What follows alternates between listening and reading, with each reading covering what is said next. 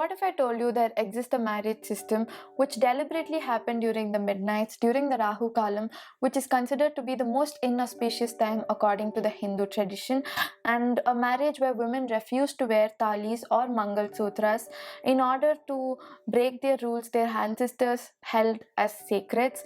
This is self-respect marriage that happened during the late 1920s, and around 1929 to 1932 alone there was around 8,000 marriages that happened during this time, where women and men choose to break social conditioning or the rituals and replace it with revolution. Hi everyone, my name is Yalini. In this video, I would like to talk about the self-respect marriages that evolved out of the self-respect movement, which acted as strong social weapons in challenging for social change and mobilizing it.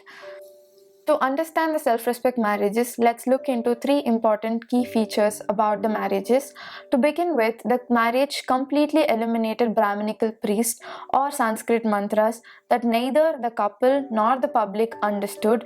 This redefined a marriage from a sacred relationship called Thirumanam to Valkai Oppandam, which was considered more like a life agreement or a social contract of the couple treating each other as equals. They challenged the very core of the patriarchy by denouncing tali, or the sacred pendant or a thread which signifies that the woman is a subordinate to the man and he has the ownership towards the woman from now on. Thirdly, they defined women as not merely a wife or a potential mother, but rather individuals with equal rights over property and power, both within and outside the household. Not only that, the movement also endorsed divorce as a basic human right. Talking about the emergence of the self-respect marriages, it would also be important to consider about the self-respect movement, because basically these marriages were a byproduct of the self-respect movement. I've made a video about the self-respect movement. You can check it out if you want. So talking about the marriages, these marriages were not private ceremonies where only family members were present and conducted them.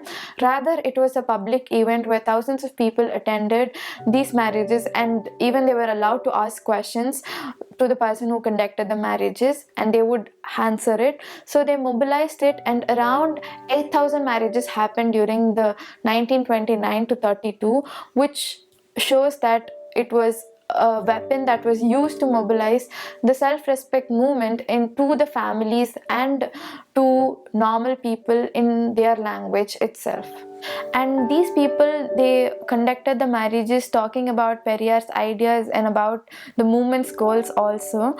And there were also cases of intercaste marriages, widow remarriages and unconventional marriages, which were all accommodated in this system of marriage. Talking about the way of the ceremony and the oaths they took during the ceremony, it is interesting to notice they rejected the Sanskrit verses which the people did not understand. Rather, there were public speeches in Tamil, and also women activists actively participated in giving speeches. So I would like to now read out the oaths that the couple took during the marriages, and which would go like: I do affirm that we would be sharing equally both the pleasures and pains in family life, besides being intimate friends with equal rights. Whatever you do and expect as your right from me, equally I would expect the same from you. Based on this agreement, may I garland you on this occasion. So this would basically be the oath that the couple would take during the marriages. And if you would notice the language, it is more about showing partnership rather than showing hierarchy. Talking about the legal aspects of the legalizing the self-respect marriages, first, the self-respect movement, they mobilized these marriages in posters and in Tamil calendars and made them popular. Secondly, there was a fierce oppositions for this movement, particularly some newspapers which were nationalistic, like the Desabandhu newspapers, which were conservative, called these marriages to be a debauchery, and also they accused the self-respect movement of turning women into witches.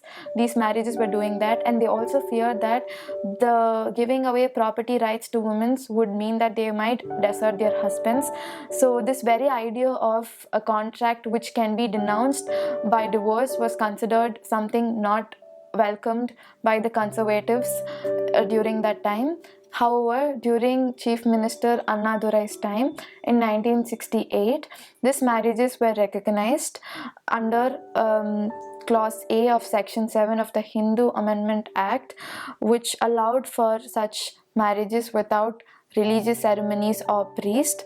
This allowed for the legal recognition of the marriages.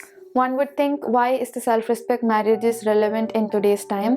But it is important to think about the number of honor killings that we see on daily basis in our societies, and how women don't have the choice to still choose the partners they want to be, where there is little or no autonomy over their choices, which these are concernings. These are the battles the movement and the marriage, the self-respect marriage, strive to fight for during the 1920s, and we are still fighting those battles.